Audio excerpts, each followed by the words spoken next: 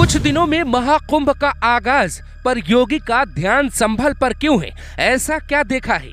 DM SP से खुद phone line पर बात कर रहे सीएम। अखिलेश का पीडीए संभल में कहां गायब हुआ? अचानक सर्वे, अचानक जज का आदेश, डीएम एसपी की पूजा। क्या योगी के पास पहले से कोई रिपोर्ट थी?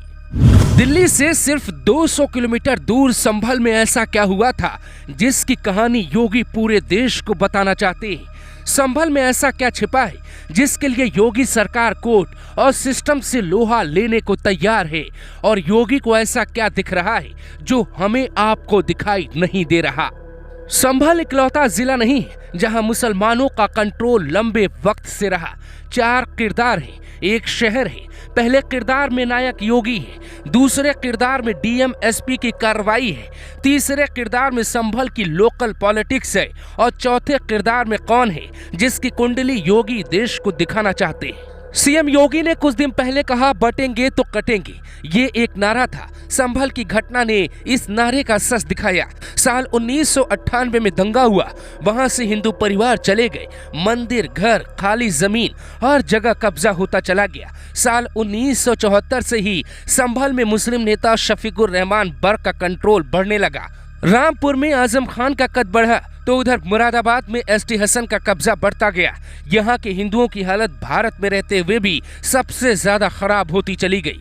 1978 में संभल आगे बढ़ा। यूपी की सत्ता में मायावती और मुलायम सिंह यादव की राजनीति का सिक्का चलने लगा। मायावती को एक वक्त पे मुसलमानों से इतना प्यार था कि उन्होंने चुनाव में ये तक कह दिया था कि हमने 100 टिकट मुस्लिम भाइयों को दिए हैं। मुलायम का नाम तो जग में प्रसिद्ध था। मुसलमानों की पैरवी मुलायम से ज्यादा मायावती भी नहीं कर पाई। उसके बाद संभल का सच अखिलेश यादव की सरकार में कभी बाहर नहीं आया, लेकिन ये रिपोर्ट सीएम योगी के पास पहुंच गई। वकील विष्णु हरिशंकर बड़े केस लेते हैं। जब उन्होंने अचानक संभल का केस लिया तो कहा गया कि वो सियासत का पार्ट बन गए। हालांकि सरकार के पास कोई इनपुट था जिस पर एक्शन लिया गया। कोर्ट के आदेश पे मस्जिद का सर्वे करवाया गया। मुसलमानों ने पत्थर उठाए, सरकार को मौका मिला, शहर की जगह जगह खुदाई होने लगी और सब कुछ वैसा हुआ जैसा योगी सरकार के पास इनपुट था। संभल का सच ये है कि संभल और कश्मीर में कोई फर्क नहीं था। यहाँ से भी हिंदू भगाए गए, वहां से भी कश्मीरी पंडितों को खदेड़ा गया। साल 2022 में द कश्मीर फाइल्स नाम की फिल्म आई, पर क्या किसी ने सोचा था कि संभल का सच भी ऐसा डरावना होगा? संभल में योगी सरकार को हिंदुत्व की लहर दिखी, वो एकता का मंच दिखा है जो उन्हें चाहिए था। संभल की तस्वीरों का जिक्र संसद, विधानसभा, हर चौराहे के साथ हर परिवार के बीच तेजी से होने लगी। योगी का प्रयोग इतना सफल है कि कोई विरोधी पार्टी का नेता संभल पे बात करने की स्थिति में नजर नहीं आ रहा है। सूत्र कहते हैं कि आरएसएस प्रमुख मोहन भागवत और योगी की कुछ दिनों पहले मथुरा में मुलाकात के दौरान संभल पे बात हुई थी। सनातन रक्षा बोर्ड को लेकर धर्म संसद में भी संभल का मुद्दा नहीं था, यानी मामला एकदम गुपचुप तैयार किया गया। यूपी के सियासी गलियारों में ऐसी गुपचुप चर्चा है कि 2027 चुनाव का सबसे बड़ा मुद्दा संभल हो सकता है। योगी ने साल 2022 में जो नारा दिया 80-20 में चुनाव होगा, वो मंच संभल की घटना तैयार कर सकती है। संभल के डीएम और एसपी लगातार सीएम के संपर्क में है। खुद योगी रिपोर्ट ले रहे हैं। बुलडोजर, खुदाई, मंदिर की खोज, मंदिर के आसपास के अतिक्रमण को तोड़ने का आदेश भी योगी का ही है।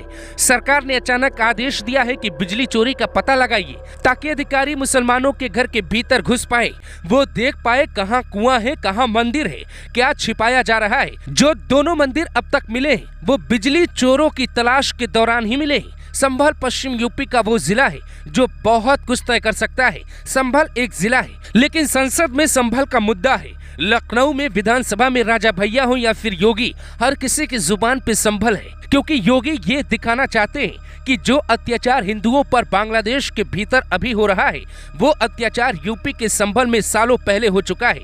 यही वो चौथा किरदार है जिसको योगी दिखाना चाहते हैं। हालांकि इस खुली चुनौती के बाद योगी के दुश्मन पाकिस्तान से लेकर अरब तक बढ़ जाएंगे। हो सकता है उनको मिटाने की साजिशें हो, पर सच ये है कि संभल में जो दिख रहा है वो कई और शहरों में दिख सकता है।